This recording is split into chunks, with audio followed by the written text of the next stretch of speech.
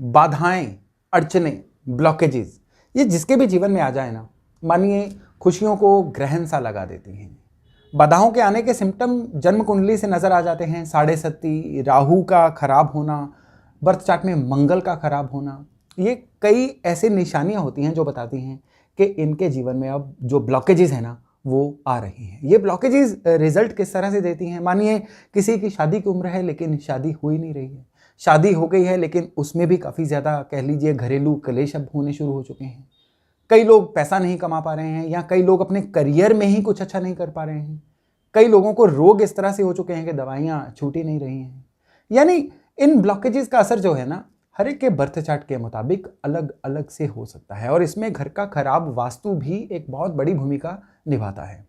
और एस्ट्रोलॉजी वास्तु तो भरे हुए हैं इनको सोल्यूशन देने के उपायों से, लेकिन आज मैं एक ऐसा मंत्र, एक इस तरह की ताकत के बारे में आपसे जिक्र करने वाला हूं जो भगवान हनुमान से संबंधित है। और ये एक मंत्र ही ऐसा है, जब अगर इसको आप सही तरीके से कर लोगे ना, तो ये जितनी भी मैंने ब्लॉकेजेस आपको बताई है ना, बल्कि इसके अलावा अगर आपके ऊपर कोई सुपर नेचुरल किसी तरह का बंधन दोष भी है ना, वो भी इससे पूरी तरह से सही हो जाता है। नमस्कार, मेरा नाम है योगेश शर्मा, स्वागत है आपका happy life with Yogesh Sharma में। तो दोस्तों, मैं जिस मंत्र की बात कर रहा हूं ना, उसके बारे में तो चर्चा करूंगा ही, लेकिन उससे पहले बहुत जरूरी है आपसे एक छोटा सा विवरण शेयर करना कि जो मंत्र होते हैं दरअसल इनकी किस्में क्या होती हैं, और आज मैं जिस मंत्र की बात करने वाला हूं वो इनमें से किस कैटेगरी में आता है, और क्यों हम इसको यूज करें और किस तरह से करें ताकि इसका पूरा पूरा फल आपको मिल पाए। तो मंत्र जो है ना, बेसिकली ये 3 तरह के मंत्र कहे गए हैं।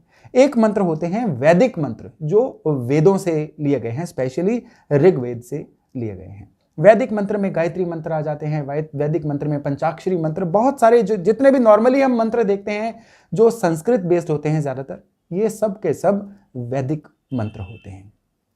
और वैदिक मंत्र की एक खासियत क्या होती है कि जब ये सिद्ध हो जाएं तो ये सारा जीवन उस इंसान को काम देते हैं। लेकिन इनको सिद्ध करना जो है ये कोई आसान काम नहीं है। इसके लिए एक प्रॉपर गुरु चाहिए, उसके अलावा एक बहुत लंबे समय तक एक आराधना, एक तपस्या चाहिए, और उसके बाद ही ये जो मंत्र है ना ये किसी के काम आ सकते हैं। तो नॉर्मली गृहस्थ इंसान जो अपनी रूटीन में बिजी है, उनके लिए वैदिक मंत्रों को सिद्ध करना या उनसे फायदा लेना जो है ये 99% तक इम्पॉसिबल काम होता है। वैदिक मंत्रों के बाद जो मंत्र आते हैं वो होते हैं तांत्रिक मंत्र। हमने अपने रूटीन में भी आसपास कई ऐसे मंत्र देखे हैं जिनमें फोनेटिक्स का यूज होता है, जैसे कि हम शनि का मंत्र काफी बार देखा, ओम प्राम प्रीम प्रोम से शनिश्चराय नमः, इस तरह के बाकी ग्रहों के भी मंत्र हैं। ये जहां पे भी इन तरह के उच्चारण होते हैं ना, जो फोनेटिक्स होती है पर्टिकुलर, वो मंत्र होते हैं तांत्रिक मंत्र। तांत्रिक मंत्र की खासियत क्या है कि ये सिद्ध तो जल्दी हो जाते हैं, लेकिन इनका प्रभाव किसी पर्टिकुलर कार्य के लिए होता है और उसके बाद ये प्रभाव जो है डाइल्यूट हो जाता है। लेकिन तांत्रिक मंत्र में एक और विशेषता होती है कि अगर इसका उच्चारण गलत हो जाए तो ये बैकफायर भी कर जाता है, नुकसान भी दे देता है। अब इसके बाद तीसरी कैटेगरी आती है शाबर मंत्र। शाबर मंत्र जो हैं ये सबसे ज्यादा सेफ मंत्र माने जाते हैं। ना वैदिक मंत्रों की तरह इनके लिए लंबी साधना चाहिए, ना ही इनमें तांत्रिक मंत्रों की तरह टेक्निकलिटी होती है। शाबर मंत्र नॉर्मली औघड़ देहाती लैंग्वेज में भी बने होते हैं। शाबर मंत्र जो है उनकी एक और खासियत होती है कि जिस इष्ट का शाबर मंत्र होता है ना, उस इष्ट को उनके किसी और इष्ट देव की दुहाई दी गई होती है, यानी उनको वास्ता दिया गया होता है कि आपको फलाने का वास्ता ये काम करके दीजिए। शाबर मंत्र की ये निशानी होती है और ये खासियत भी होती है। और आज मैं हनुमान जी के जिस शाबर मंत्र की आपसे बात करने वाला हूं उसका नाम आप सभी ने सुन रखा होगा, और आप में से कईयों ने उसको भली प्रकार से पढ़ भी रखा होगा, लेकिन ज्यादातर लोगों को पता नहीं होता है कि ये जिस पाठ की मैं बात कर रहा हूं ये शाबर मंत्र की कैटेगरी में ही आता है, और ये है बजरंग बाण। जी हां, बजरंग बाण जो हनुमान चालीसा की बुक में नॉर्मली हमें हनुमान चालीसा के बाद मिल जाता है, ये पाठ जो है ये शाबर मंत्र की कैटेगरी में आता है। लेकिन ये पाठ इतना तीक्ष्ण पाठ है, तभी इस पाठ के पीछे चालीसा नहीं लगा हुआ है, इस पाठ के पीछे कवच नहीं लगा हुआ है, इस पाठ के पीछे क्या लगा हुआ है? बाण। बाण उस मंत्र के पीछे लगता है जिसको हम राम बाण कहते हैं, यानी एक अल्टीमेट वेपन। अब ये जो वेपन है इसके बाद आपके पास और कोई रेमेडी है ही नहीं। तो बजरंग बाण जो है आप इसका उच्चारण कर सकते हैं तभी जब बाकी उपाय जो हैं फेल हो रखे हैं, या बाकी आपके पास साधन बन ही नहीं रहे हैं किसी भी उपाय को करने पे, या विपदा जो है इतनी ज्यादा प्रबल हो चुकी है कि अब आपको इसका और कोई सोल्यूशन नजर नहीं आ रहा है। ये पाठ कौन कौन लोग कर सकते हैं? वो लोग स्पेशली कर सकते हैं जो शत्रुओं से घिरे हुए हैं, जिनके दुश्मनों ने उनका जीना मुहाल कर दिया है। ये वो लोग भी कर सकते हैं जो लोग किसी ना किसी तरह के असाध्य रोग से ग्रस्त हो चुके हैं और जिनको दवा लग नहीं रही है। और ये प्रयोग वो लोग भी कर सकते हैं जो बहुत ही बुरी तरह से धन दौलत की, पैसे के लेन देन में विपदा में फंस चुके हैं, या वो लोग जिनके लिए अपने करियर में भी तरक्की करने के सभी रास्ते बंद हो रखे हैं। इस मंत्र को वो लोग भी कर सकते हैं जिन लोगों की शादी में अनड्यू डिले हो रहे हैं, या शादीशुदा जिंदगी जो है अब टूटने के कगार पे आ चुकी है। तो इसका करना क्या है? ये जो बजरंग बाण है ये आपको किसी भी बुक में मिल जाएगा, लेकिन कोशिश करिएगा बजरंग बाण जो है रेड प्रिंटेड इंक वाला ही बजरंग बाण लीजिए। अब इस बजरंग बाण को आपने रोजाना 7 बार पढ़ना है। किस समय पढ़ना है? सुबह या शाम, कोई भी समय ले लीजिए।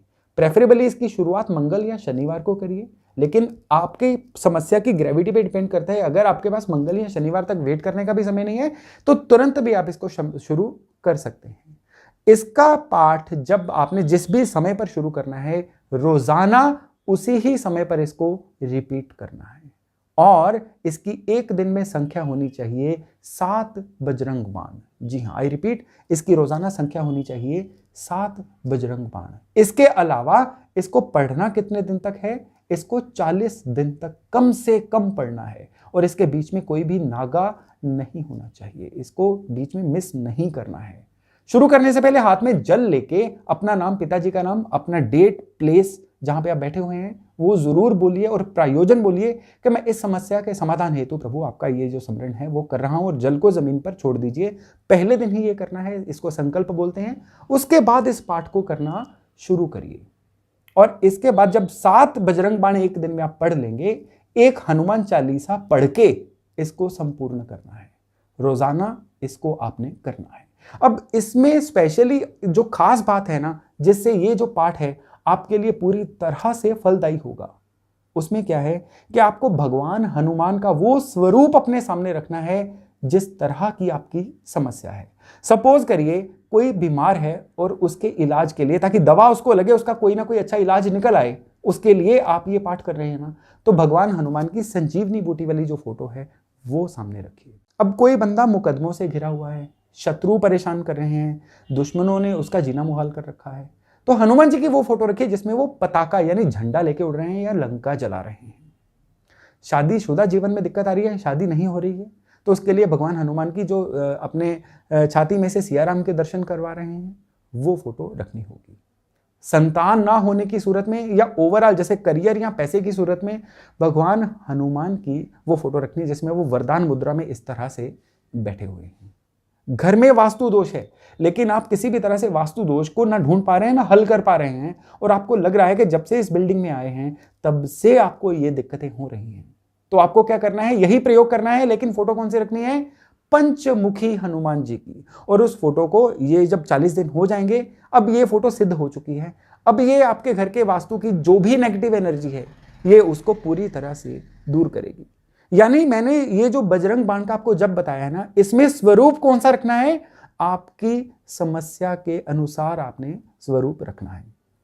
सपोज करिए आपको कोई भी 1 या 2 समस्याएं इनमें से हैं, तो आप क्या करेंगे? तब आपने पहले सबसे ज्यादा जो ग्रेविटी वाली समस्या है उसको चूज करना है। किन्हीं 2 समस्याओं के लिए कृपया इसका उच्चारण मत करिए, क्योंकि बजरंग बाण में क्या है? सबसे पहले तो 2-2 बार भगवान राम का जो है वास्ता हनुमान जी को दिया गया है। एक बार कहा गया है उठ उठ चलो तो हे राम दुहाई, और एक बार कहा गया है इन्हें मारू तो हे शपथ राम की। तो इसलिए जब ये हम इतनी प्रबलता से ये पाठ कर रहे हैं ना, तो इसमें हम खुद कंफ्यूज नहीं होंगे। हम अपने डिवाइन को केवल और केवल किसी एक समस्या के हल के लिए ही उनका आह्वान करेंगे। और एक खास चीज, ये पूरे का पूरा जो 40 दिन का आप प्रयोग करेंगे, इसमें ना नॉनवेज खाना है, ना लिकर यानी शराब पीनी है, और कोशिश करिए कि पूरी तरह से सादगी और सफाई का वातावरण अपने घर में बना के रखिएगा। तो दोस्तों, बजरंग बाण का ये जो जप है ना, इसको करिए तभी जब पानी सर से ऊपर निकलने वाला हो चुका है। बिना बात के छोटी छोटी बातों पे ये बहुत बड़ा प्रयोग है, इसको मत करिएगा। लेकिन इतना पक्का है कि इन 40 दिनों में भगवान हनुमान चाहे मानव रूप लेके आपकी सहायता करने के लिए आए या कोई भी साधन आपकी मदद का बन जाए, ये श्योर है कि बनता ही बनता है। तो आप इस प्रयोग को करके आपको क्या सफलता मिली, मुझे कमेंट बॉक्स में जरूर बताइएगा। तो आज का वीडियो यहीं तक था। बहुत जल्द मिलते हैं एक और नई जानकारी, एक और नई वीडियो के साथ। अपना खूब ध्यान रखिएगा। नमस्कार। सर्वधर्म संगम टीवी चैनल को लाइक, शेयर और सब्सक्राइब करें। साथ ही बेल आइकन को प्रेस करना ना भूलें।